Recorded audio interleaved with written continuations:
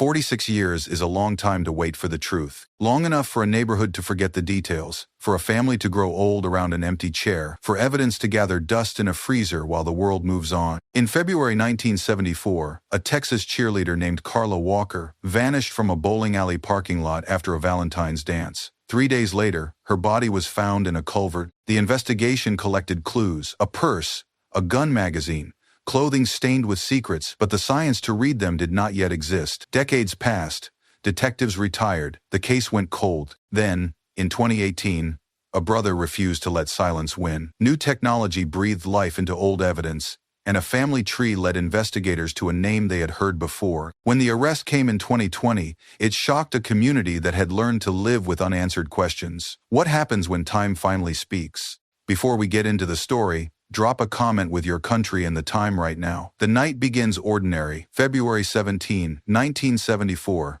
The parking lot at Western Hills High School empties slowly, students spilling into the cool Texas air with laughter still warm on their breath. Carla Walker steps out in a bright dress, her boyfriend Rodney holding her coat. The Valentine's dance has ended, but the evening has not. Around them, car doors slam and engines rumble. Friends call out plans to cruise Fort Worth, the ritual of a Sunday night, stretching ahead like an open road. Carla talks about school, about the veterinary program she hopes to enter someday. Rodney listens, his hand in hers. They are 17 and 18, ordinary in every way that matters. The February chill bites gently. Neon signs from nearby diners glow against the dark. Someone suggests heading to the bowling alley, and the group scatters into separate cars. Carla and Rodney climb into his, the heater humming to life as they pull onto the street. By the time they reach the Brunswick Ridgeglia Bowl, the night has grown quieter. The parking lot sits half empty, the distant crash of pins muffled through brick walls. Rodney parks near the back, away from the lights. They talk about nothing important, the kind of conversation that fills space without weight. Carla mentions she might run inside for a moment.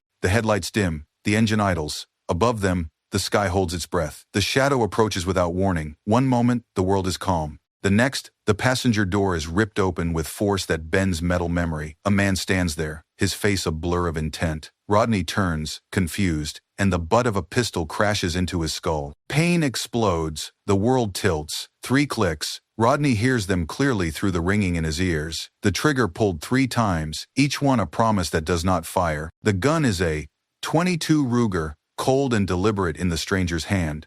Carla screams. Rodney tries to move, but his vision swims, darkness pressing at the edges. He hears her voice, clear and desperate, cutting through the haze. "Rodney, go get my dad." Then she is gone. The door swings wide, the sound of her dress hem dragging across asphalt. The stranger's grip on her arm, controlled and practiced, the kind of violence that knows its own strength. Rodney slumps forward, consciousness slipping away like water through fingers. The lot is silent again. Inside the bowling alley, pins crash. Outside, the air holds the shape of what just happened, but no one is there to see it. Minutes pass. The car sits empty under the neon glow. The passenger door hangs open. A purse lies on the seat. And somewhere in the dark, a girl who was laughing an hour ago is being dragged into a nightmare she will not survive. Rodney wakes in fragments. His head throbs. Blood trickles warm down his temple. He stumbles from the car, legs unsteady, and drives by instinct to the Walker family home. The streets blur. His hands shake on the wheel.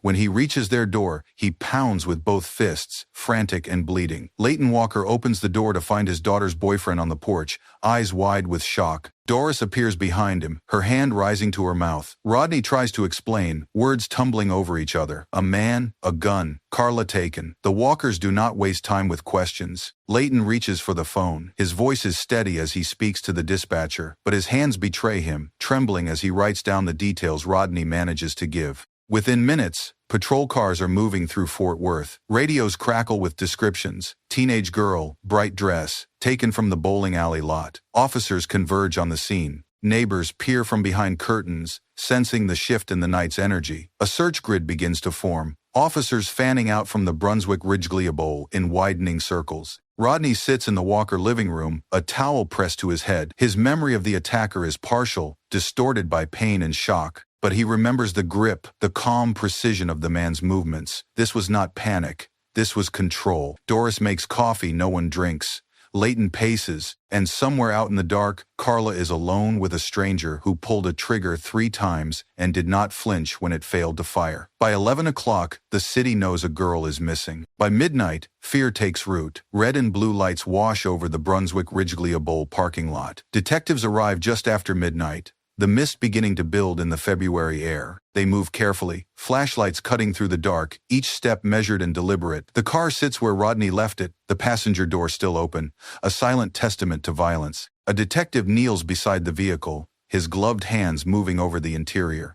Carla's purse rests on the seat, undisturbed except by the struggle. He bags it carefully, noting the contents for the report. Then, near the edge of the door frame, something catches the light. A .22 Ruger magazine, its cover plates separated, lying on the ground where it fell during the confrontation. The detective photographs it from multiple angles before sealing it in an evidence bag. Other officers dust for prints, lift fibers from the upholstery, document every detail. They collect Carla's clothing items and biological evidence from the vehicle, each piece tagged and preserved. The work is meticulous, but the tools available in 1974 are limited. Blood typing, fiber analysis, ballistics, these are the weapons they have. DNA science does not yet exist. By dawn, reporters have begun to arrive. A local AM station interrupts its programming to mention a missing cheerleader. The phrase spreads through the city like a chill. Parents hold their children closer. Teens are told to come home before dark. A photograph of Carla begins to circulate, her smile frozen in time, the image that will define her in the public mind. In the evidence room, a detective seals the last bag and hesitates over the report. The suspect line remains blank. Outside, the search grid expands past city limits. Helicopters will fly at first light. Volunteers are gathering at the police station. And in a culvert south of town, time is running out. The search widens with the Sunday volunteers and officers move through fields and along creek beds, calling Carla's name into the wind. Helicopters drum overhead, their shadows sweeping across the landscape. Tips flood the police station. A car seen speeding south, a suspicious man at a gas station, a scream heard near the lake. Each lead is logged, pursued, and more often than not, dismissed. Detectives begin working through the list of 22 Ruger owners in Tarrant County. The magazine recovered at the scene is their strongest physical lead, a thread that might connect to a weapon and a weapon to a man. Among the names on the list is Glenn Samuel McCurley. When contacted, he is cooperative. He owns a .22 Ruger, he says, but it was stolen some time ago. He agrees to an interview. The city holds its breath. Church groups organize prayer circles. Parents keep their teenagers home after dark. The story dominates local news. Carla's photograph appearing again and again, each broadcast a reminder that she is still out there, somewhere, waiting to be found. By the second night, the search has covered miles of drainage ditches and empty fields. Flashlights sweep through the dark. Cadaver dogs work the brush near Benbrook Lake. Officers mark the map with pushpins, red for searched, yellow for pending. The spaces between the pins grow ominous. Somewhere in that emptiness, a girl who left a dance 2 nights ago is running out of time. Rodney sits with the walkers, his head bandaged, his memory replaying the moment over and over. The door opening, the gun rising, Carla's voice. He tells the detectives everything he can remember, but the details blur under the weight of trauma. The attacker's face remains a shadow. The only certainty is the sound of 3 clicks and the feeling that the man knew exactly what he was doing. On February 20, late in the afternoon, a patrol unit slows near a drainage culvert south of Benbrook Lake. The area is remote, hidden from the main road by brush and distance. The officer steps out, drawn by instinct or routine, and walks to the edge. What he finds stops him cold. Carla Walker lies in the culvert, her body partially concealed by the shadows. The officer radios for assistance, his voice steady but strained. Within the hour, the scene is secured. Detectives arrive, their faces grim. Photographers document everything. The recovery is handled with care, each movement respectful and deliberate. A light rain begins to fall, threatening to wash away trace evidence. The team works quickly. The news breaks that evening. The search is over.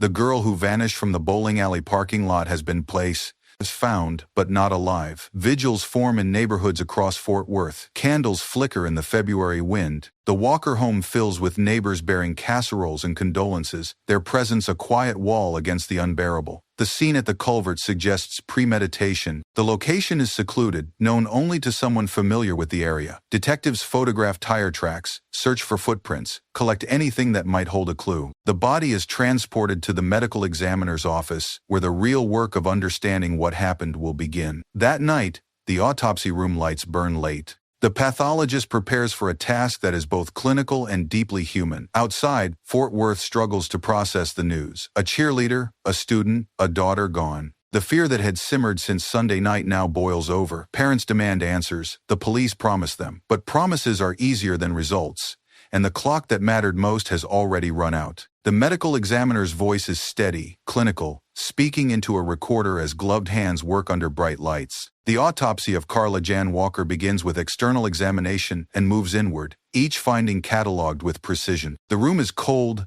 sterile, the only sound, the hum of ventilation, and the pathologist's measured words. The findings are brutal, evidence of sexual assault, blunt force trauma, consistent with beating, marks indicating restraint. A toxicology panel will later reveal morphine in her system, suggesting she was drugged. The cause of death is manual strangulation, the pressure applied with enough force to crush the life from her. But perhaps the most haunting detail emerges from the pathologist's analysis of lividity and decomposition. Carla likely survived for up to 48 hours after her abduction. The weight of that timeline settles over the investigation like a shroud. For 2 days, she was alive. For 2 days, while searchers combed fields and volunteers handed out flyers, Carla was somewhere, held by someone, enduring horrors the autopsy can only hint at. The urgency of those first 48 hours takes on a new, terrible meaning. The window that might have saved her had already closed before anyone knew where to look. Detectives review the autopsy report in silence. The morphine is unusual, suggesting either medical access or premeditation.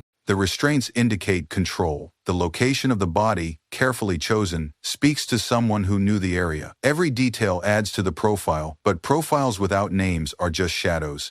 By morning, the headlines shift. Missing cheerleader becomes murdered student. Fear spreads through Fort Worth like a fever. Parents walk their children to school. Neighborhood watches form. The police receive hundreds of calls, each one a thread that must be followed, most leading nowhere. In the evidence room, the purse, the magazine, and the preserved biological samples wait. The science to unlock their secrets does not yet exist, but someday it will. Glenn Samuel McCurley sits across from detectives in an interview room at Fort Worth PD. The air smells of stale coffee and old cigarette smoke. He is calm, cooperative, answering questions without hesitation. Yes, he owns a .22 Ruger. No, he does not have it anymore. It was stolen some time back. He never reported it because he did not think it mattered. The detectives listen, taking notes. They ask about his whereabouts on the night of February 17. McCurley provides an account. They ask if he knew Carla Walker. He says he did not. The interview is recorded, memorialized in the growing file. Before he leaves, they ask if he would be willing to take a polygraph examination. He agrees without pause. The polygraph is administered days later.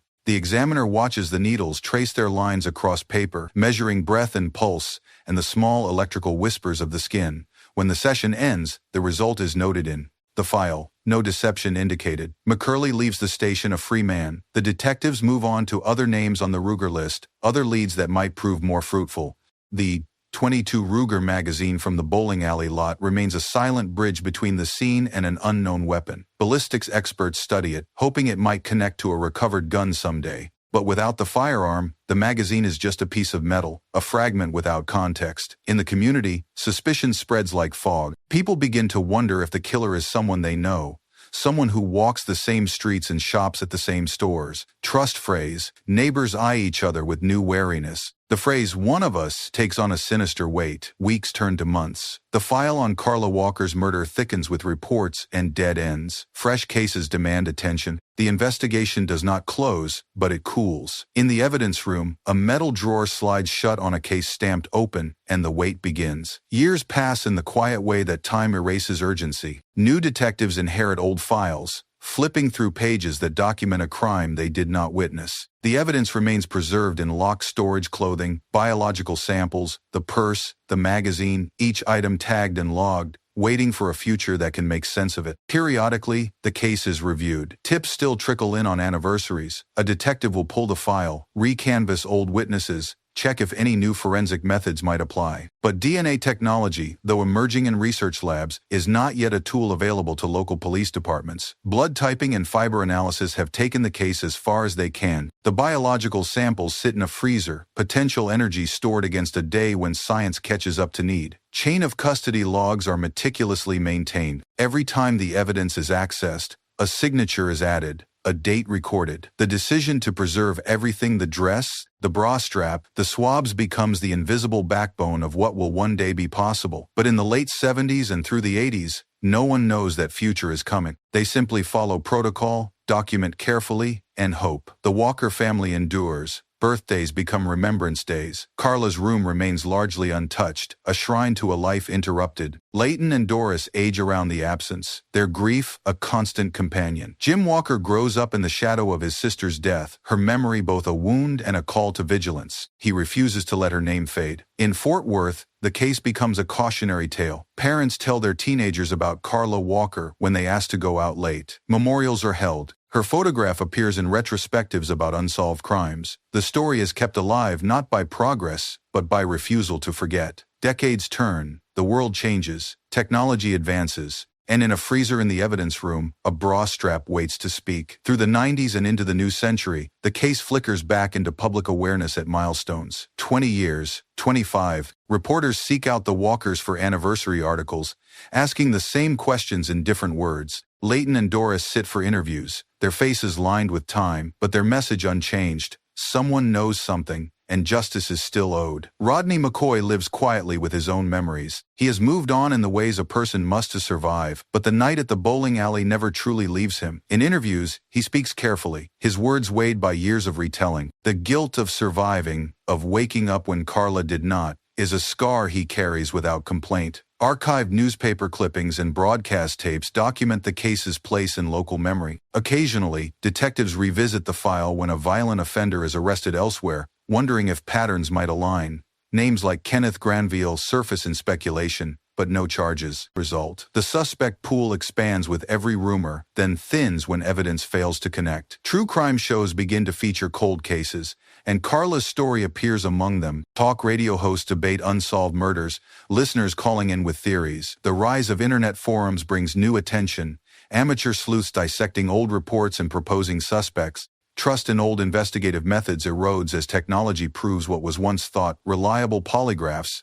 Eyewitness memory can fail. Inside Fort Worth PD, frustration mingles with determination. Detectives know the evidence is there, preserved and waiting. They know the answers are locked inside biological samples that current technology still cannot fully unlock. They wait for the science to arrive, for the breakthrough that will turn potential into proof. In 2018, Jim Walker decides the waiting has gone on long enough. He gathers family diaries, anniversary articles, and his own notes. He drafts a formal request to the police department's cold case unit. His message is simple: reopen her case. Use whatever tools exist now that did not exist then. Find the truth. The letter is delivered on a Tuesday morning. By afternoon, phones begin to ring. The cold case unit at Fort Worth PD receives Jim Walker's request with the seriousness it deserves. Detectives pull the file, reviewing the case with fresh eyes and modern knowledge. The evidence preservation is immediately noted as exceptional, 44 years old, and the chain of custody remains intact. Every signature, every date, every transfer documented without gaps. A meeting is arranged. Jim Walker sits across from detectives, laying out his case not with anger, but with the steady determination of someone who has carried grief long enough to know exactly what he needs.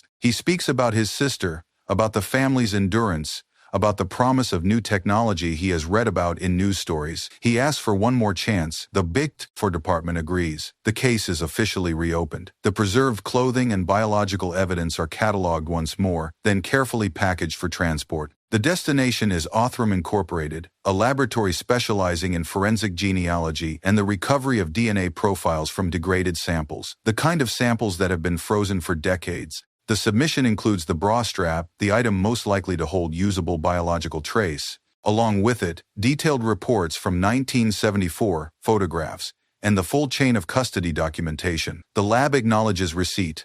The work will take time, months, possibly longer. The science is precise, painstaking, and offers no guarantees. In Fort Worth, word spreads quietly. The Walker case is active again. Local news runs a brief segment, "Cold case reopened after 44 years." The comments section fills with prayers and speculation. Some express hope, others, weary from decades of disappointment, remain cautious. Jim Walker returns home and waits. The family has waited this long. They can wait a little longer. But this time, the wait feels different. This time, Science is listening. In a laboratory far from the culvert where Carla was found, technicians begin the delicate work of extracting DNA from fabric that has seen nearly half a century pass. The process is slow, methodical, each step documented, and somewhere in the degraded cells, a genome begins to assemble, fragment by fragment, base pair by base pair. The work at Othram Incorporated unfolds in stages. The biological material from the bra strap is processed using techniques that did not exist in 1974 or even in 2004. Forensic-grade genome sequencing targets single nucleotide polymorphisms, SNPs, building a profile from fragments too damaged for older methods. Analysts run the samples multiple times, cross-checking results, assembling a genetic puzzle from pieces that time has scattered. Weeks pass, then months. In Fort Worth, detectives wait by phones that do not ring. Jim Walker calls periodically for updates. The answer is always the same. The work continues. Patience is required. The family has learned patience, but that does not make it easier. Then, in early 2020, a breakthrough. The lab successfully generates a usable DNA profile. It is not complete, but it is sufficient. The profile is entered into forensic genealogy databases, compared against the genetic information of distant relatives who have submitted their DNA for ancestry testing. Matches begin to appear: third cousins, fourth cousins, individuals who share small segments of genetic material with the unknown contributor. Genealogists take over, building family trees backward through generations, following lines of descent and marriage, birth records and census data. The work is meticulous, each branch verified before moving forward. The trees begin to converge. Surnames cluster. A pattern emerges. The name that surfaces is McCurley.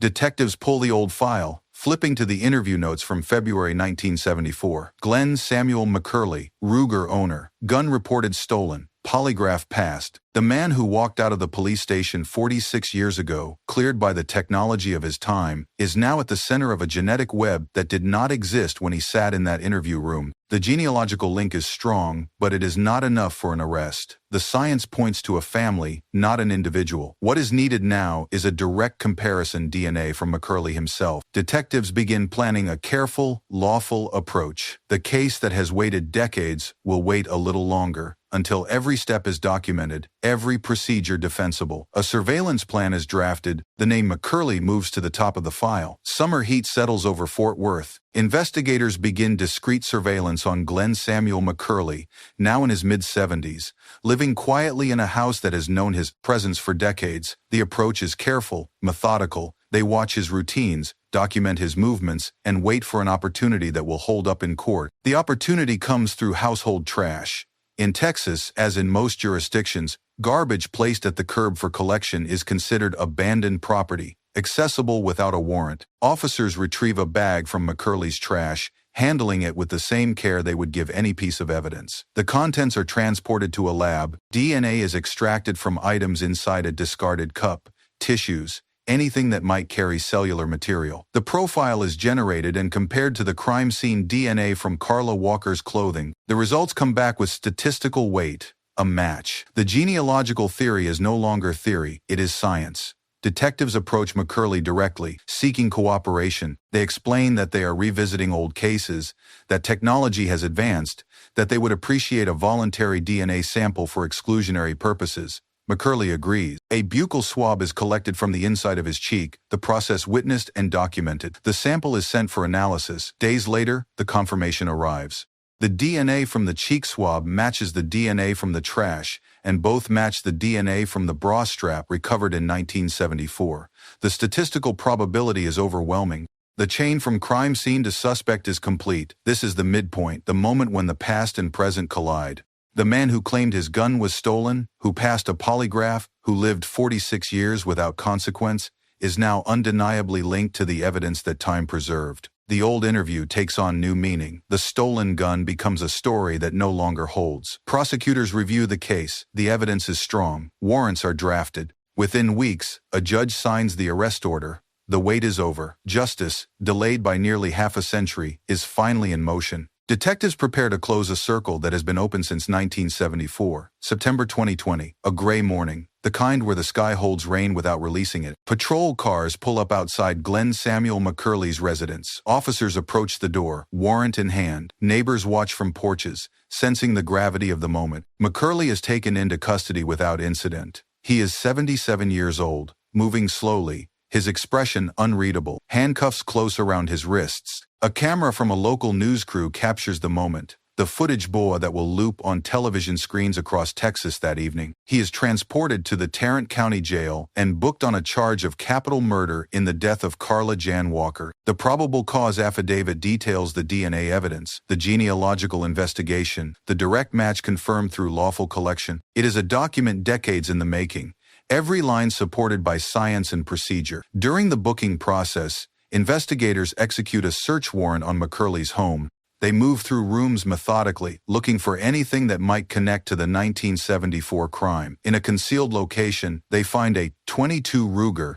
The weapon is photographed, documented, and seized. The stolen gun, it appears, was never stolen at all. News of the arrest spreads quickly. Breaking news banners scroll across screens. 1974 murder arrest shocks community. Social media ignites with reactions, shock, relief, anger at the decades lost. The Walker family releases a brief statement through their attorney, thanking investigators and asking for privacy as they process what this moment means. Defense counsel is appointed. Preparations for a legal battle begin immediately. The defense will challenge the genealogical methods, question the chain of custody over 46 years, and test every link in the prosecution's chain. But the state is ready. The evidence has been assembled with care. The science is sound. Through the remainder of 2020 and into 2021, hearings set the framework for trial. Motions are filed and argued. Expert witnesses are identified. The community watches, waiting to see if the case that defined a generation will finally reach resolution. In a cell, Glenn Samuel McCurley waits too, the weight of decades pressing down. Preparing a case that spans nearly 5 decades requires patience and precision. Prosecutors map the narrative from the bowling alley parking lot to the courtroom, identifying every piece of evidence that will be presented, every witness who will testify. The strategy is to build a chain so strong that no link can be broken. Defense attorneys study the case from the opposite direction, looking for weaknesses. They focus on the chain of custody, how evidence stored for 46 years can be trusted, whether seals were maintained, whether contamination is possible. They prepare to question the genealogical path from distant relatives to their client, arguing that the methodology is too new, too untested, to meet the standard of proof beyond a reasonable doubt. The state's witness list grows. DNA analysts from the original processing and from Othram Incorporated, genealogists who built the family tree, detectives who managed the evidence and conducted the surveillance, custodians who maintained the chain of custody across decades. Rodney McCoy, who will testify about the night Carla was taken, the medical examiner, to explain the autopsy findings. Each witness represents a piece of the story. Exhibits are prepared, the purse recovered from the car, the .22 Ruger magazine, the preserved clothing, including the bra strap, DNA reports with their statistical matches, photographs of the crime scene, the culvert, the recovered Ruger, chain of custody logs showing every signature from 1974 to 2021. The volume of material is staggering, but every item is necessary. Outside the legal machinery, the community watches. True crime podcasts dedicate episodes to the case. Online forums debate the use of genealogical databases, weighing privacy concerns against the pursuit of justice. Editorials praise the perseverance of investigators and the power of modern science. Others question whether a man in his late 70s should face trial for crimes from his youth. The Walker family prepares too, emotionally bracing for a trial that will force them to relive the worst days of their lives in public. Jim Walker meets with prosecutors, reviewing what to expect. The family knows the trial will not bring Carla back, but it might bring something else, an answer. In August 2021, the courtroom doors open. The courtroom in Tarrant County is smaller than television makes courtrooms seem, the wood paneling worn smooth by decades of testimony. Morning light filters through high windows. The gallery fills with reporters, family members, and citizens who have followed the case for years, or have just discovered it through recent headlines. Glenn Samuel McCurley is led to the defense table. He wears civilian clothes, moves carefully, his face composed. Across the aisle, prosecutors arrange their materials binders, evidence, photographs, exhibit lists. The judge enters, and the room rises as one. The charge is read. Capital murder in the death of Carla Jan Walker, February 1974.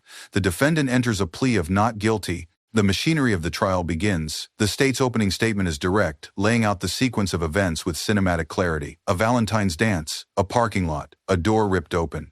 A gun that clicked 3 times. A girl dragged into the night. Her body found 3 days later in a culvert. The evidence collected: purse, magazine, clothing, and preserved for decades.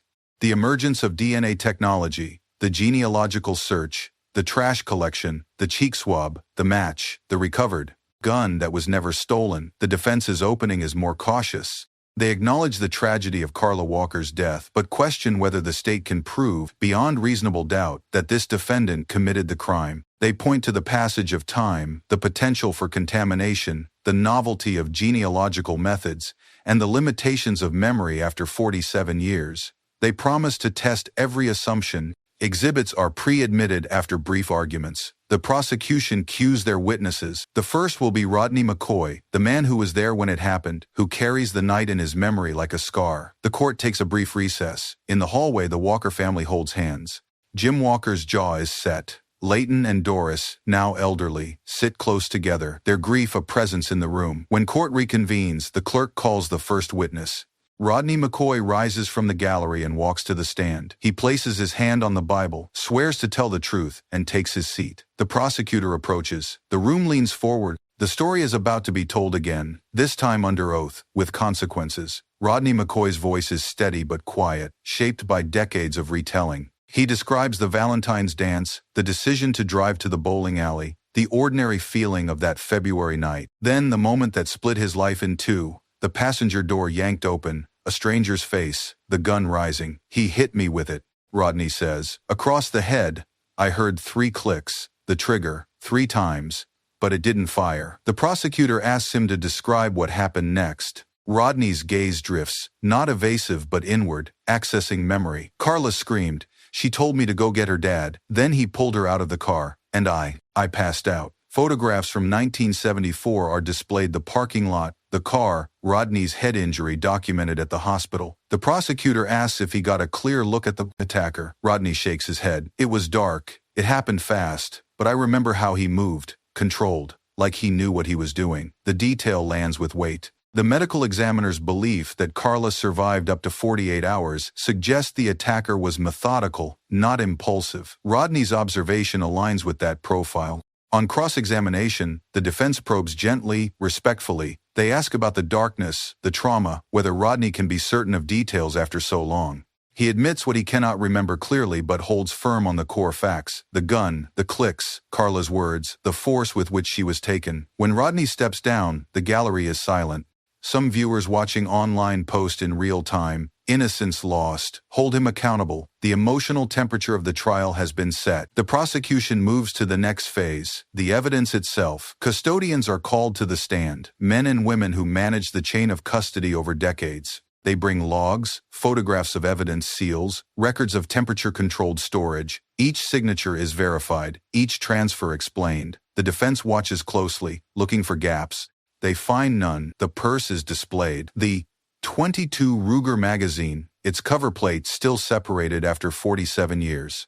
Evidence custodian after evidence custodian takes the stand, walking the jury through a chain that stretches back to 1974. Each witness handles a portion of the timeline: intake, storage, periodic review, transfer to the lab. The logs are meticulous. Every time the evidence was accessed, a name was signed, a date recorded, a purpose documented. The prosecutor projects images of the sealed evidence bags onto a screen. The seals are intact, photographed each time the bags were opened and resealed under controlled conditions. Storage records show consistent refrigeration, protecting biological material from degradation beyond what time itself imposed. The bra strap is identified as the key item. A custodian explains how it was preserved separately, its importance recognized even when the technology to analyze it did not exist. The foresight of 1974 investigators becomes a quiet heroism. They could not know what would one day be possible, but they preserved everything as if it mattered. And it did. The defense cross-examines carefully, asking about storage conditions,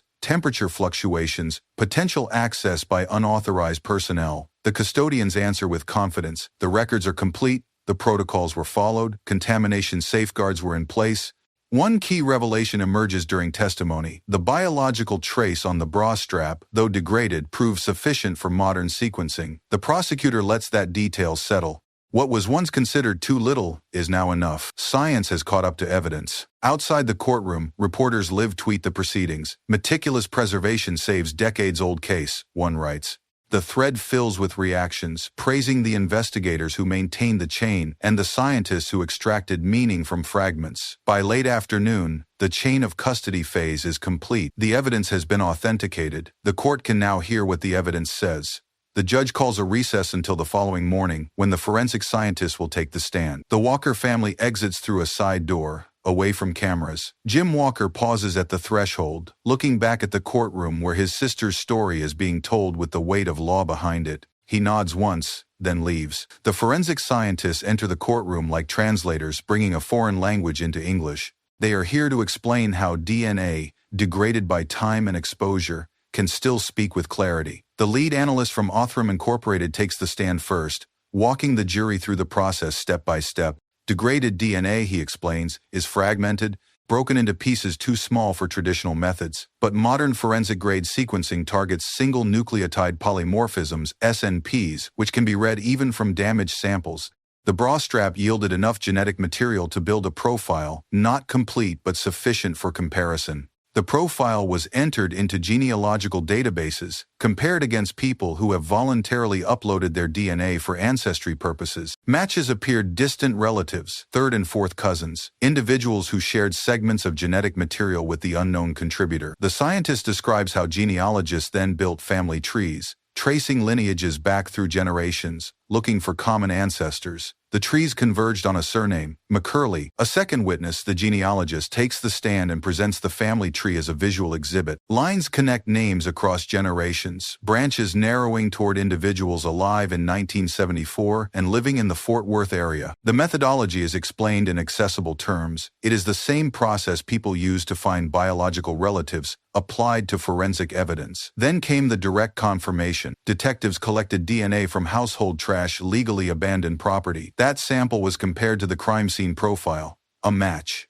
Later, a buccal swab was collected with the defendant's cooperation. That sample was compared. Another match. The DNA analyst presents the statistics. The probability that the DNA on the bra strap came from someone other than Glenn Samuel McCurley is astronomically small. The numbers are displayed on a screen, zeros stretching beyond comprehension. The defense cross-examines, focusing on genealogical databases and privacy concern. They ask whether the methodology has been widely accepted in courts. The scientists respond, yes, and increasingly so. They ask about potential contamination. The protocols are reviewed. The safeguards held. By the end of the day, the genome has spoken. The question is whether the jury believes what it says. The next morning, detectives who executed the search warrant on McCurley's residence take the stand. They describe the process, the warrant signed, the entry made, the methodical search of each room. And then, the discovery. A. 22 Ruger. Concealed in a location that suggested intentional hiding rather than casual storage. The firearm is brought into evidence, sealed in a clear bag, handled with care. Photographs from the search are displayed, the gun in situ, then catalogued, then transported. The serial number was recorded and traced. Records show the weapon was originally purchased by Glenn Samuel McCurley. The prosecution lets the contradiction breathe. In 1974, McCurley told detectives his .22 Ruger had been stolen. He never reported the theft because he claimed it did not seem important. Yet in 2020, that same gun was found hidden in his home. 46 years later, the defense objects, arguing that possession of the gun does not prove it was the weapon used in 1974. The prosecutor concedes the point but emphasizes credibility. The defendant's story about the stolen gun is demonstrably false. The jury is asked to consider what else might be false. The Ruger magazine recovered from the bowling alley parking lot is brought forward again, placed beside the recovered gun. The prosecutor notes that while they cannot definitively prove this magazine came from this specific weapon, magazines are not serialized and can fit multiple guns, the caliber matches, and the defendant's explanation for why his gun was not available in 1974 has collapsed. The courtroom is quiet. The weight of cumulative evidence, DNA, genealogy, trash sample, cheek swab, and now the weapon that was never stolen presses down. The defense team confers in whispers. McCurley sits motionless, his face unreadable. Outside, headlines update. Recovered Ruger undercuts defendant's decades-old alibi. The comment sections fill with reactions ranging from grim satisfaction to anger at the years lost. Court breaks for lunch. When it reconvenes, the atmosphere has shifted. Something has changed. The defense requests a sidebar. The judge grants it. Attorneys huddle at the bench, voices low. Then the judge calls for a recess until early afternoon. The room empties, speculation swirling. When court reconvenes, the energy is different, charged with anticipation. The judge takes the bench. The defendant is asked to rise. Glenn Samuel McCurley stands, his attorney at his side, and the words that follow alter the trajectory of the trial. He changes his plea to guilty of capital murder in the death of Carla Jan Walker. The courtroom reacts in a wave, gasps, tears, murmurs, quickly silenced by the judge's gavel. The Walker family sits frozen, processing. Jim Walker's hand finds his mother's. Doris Walker closes her eyes. Leighton, now in his 90s, nods slowly, as if confirming something he always knew. The judge asks McCurley directly if he understands the consequences of his plea. Life imprisonment without the possibility of parole. No chance of release. McCurley answers in a voice barely audible. He understands. Sentencing is entered immediately. The defendant is remanded to the custody of the Texas Department of Criminal Justice. He will be transported to the Gibb Lewis unit to serve his sentence. The proceedings, expected to last days, conclude in a matter of minutes. Later, in statements to reporters, fragments of McCurley's reasoning emerge. He is quoted as saying, "I did do it, I guess," the uncertainty in the phrasing chilling. Another quote surfaces, "I'd had enough hounding, not remorse, but exhaustion, not confession, but capitulation." Outside the courthouse, cameras capture the Walker family emerging into daylight. Jim Walker reads a brief statement. He thanks the detectives, the scientists, the prosecutors. He thanks his parents for their endurance. He speaks Carla's name with tenderness. "We have an answer now," he says. "It doesn't bring her back, but we have the truth." Social media erupts. Justice served trends locally. The case, dormant for so long, has reached a conclusion that feels both complete and insufficient. The man who took Carla Walker is in prison, but 47 years have passed. Justice arrived, but it arrived late. That evening, news anchors closed their broadcasts with the story. A cold case solved, a family's perseverance rewarded, a community's long-held questions finally answered. The screen fades to Carla's school photograph, her smile frozen in time. Glenn Samuel McCurley enters the Gibb Lewis unit in Woodville, Texas, in the late summer of 2021. He is 78 years old, his body slowed by time, his future measured in the routines of incarceration. The official record notes his parole eligibility date, March 21, 2029. He will be 86 if he lives to see it. But the sentence is life without parole, and the eligibility date is more a bureaucratic formality than a real possibility. For the Walker family, life after the verdict is quieter but not peaceful. The trial brought closure, but closure is not healing. Doris Walker continues to keep Carla's room largely as it was, the space, a memorial, and a comfort. Leighton, now in his final years, speaks less but feels more, the weight of answered questions settling into his bones. Jim Walker returns to his own life, carrying the knowledge that he did what he set out to do. He made them remember.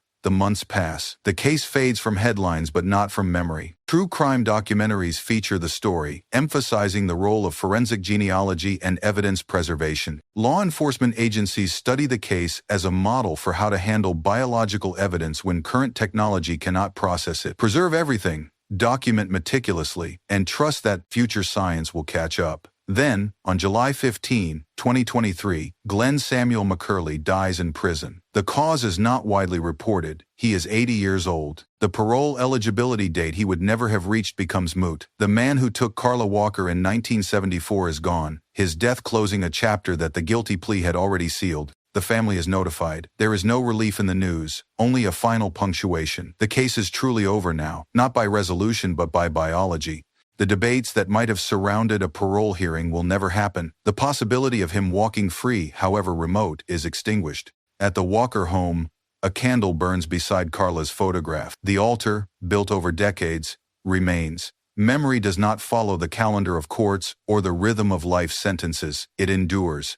In 2024, Texas lawmakers introduced legislation with a name that ensures Carla Walker's story will outlive the headlines. The Carla Walker Act is designed to provide state funding for cold case DNA analysis and forensic genealogy, helping local law enforcement agencies access the tools that solved her case. The bill's sponsors cite the Walker investigation as proof of concept. They point to the preservation of evidence across 46 years, the application of modern genomics to degraded samples, the use of genealogical databases to narrow suspect lists, and the eventual direct DNA confirmation. The case demonstrates what is possible when science and persistence align. The proposed legislation would allocate grants to police departments and crime labs, enabling them to send old evidence to specialized facilities like Othram Incorporated. It would establish protocols for evidence preservation, ensuring that biological material collected today will remain viable for technologies that do not yet exist. It would also create guidelines for the ethical use of genealogical databases, balancing privacy concerns with the pursuit of justice. Public response is mixed but largely supportive. Families of other cold case victims write letters to legislators, sharing their own stories of decades without answers. Editorials debate the implications, some praising the potential to solve unsolvable cases, others warning about the erosion of genetic privacy. Town halls are held. Experts testify. The conversation is robust and necessary. The Walker family is invited to the State House when the bill is discussed. Jim Walker speaks briefly, his words measured and heartfelt. He does not claim that legislation will bring his sister back, but he argues that it might bring others home, or at least bring answers to those who wait. He speaks of the detectives who preserved evidence they could not use, trusting future generations to finish what they started. The bill moves through committee. Its passage is not guaranteed, but its introduction marks a shift. Carla Walker's name is now part of policy, part of institutional memory. Her case, once a tragedy known mainly in Fort Worth, becomes a teaching tool, a standard, a reason to hope that time does not always win. Back in Fort Worth, news of the legislation plays softly on a television in the Walker living room. Late 2024. The evening air in North Texas carries a coolness that recalls February nights long past. Jim Walker drives alone to the site near Benbrook Lake, where his sister was found 50 years ago. The area has changed little. The culvert remains, the landscape still remote, the quiet as deep as memory. He parks and walks to the edge, carrying a folder tucked under his arm. Inside are clipped articles spanning decades, anniversary notices, trial transcripts, the official timeline of the investigation. It is a history he has lived, but also curated, knowing that stories survive only when someone refuses to let them fade. He thinks about the 2018 letter he wrote, the formal request to reopen the case. He thinks about the preserved evidence, the bra strap that held a secret for 46 years, the DNA that finally spoke when given the chance. He thinks about the courtroom, the plea, the moment when justice arrived late but arrived nonetheless. The lesson, he realizes, is not about the technology or the detective work, though both mattered. The lesson is about refusal. Refusal to forget. Refusal to accept that some questions will never be answered. Refusal to let time erase a person who mattered. Carla's voice, silenced in 1974, was carried by evidence that outlasted the man who tried to bury it. The science that read the DNA, the detectives who preserved it, the family that demanded it be heard, all of them became the voice she could not use. Community remembrance posts appear online on anniversaries, speaking of resilience and the power of persistence. Schools teach forensic science students about chain of custody as a sacred trust. The case is studied, cited, remembered. Carla Walker's name lives. Jim sets a small flower at the culvert's edge, a ritual he has repeated for years. The water below is still, turning dark as the sun fades. He stands there a moment longer, then turns and walks back to the car. The story closes where it began, in the North Texas night air, but this time, the silence is different. This time, it holds an answer.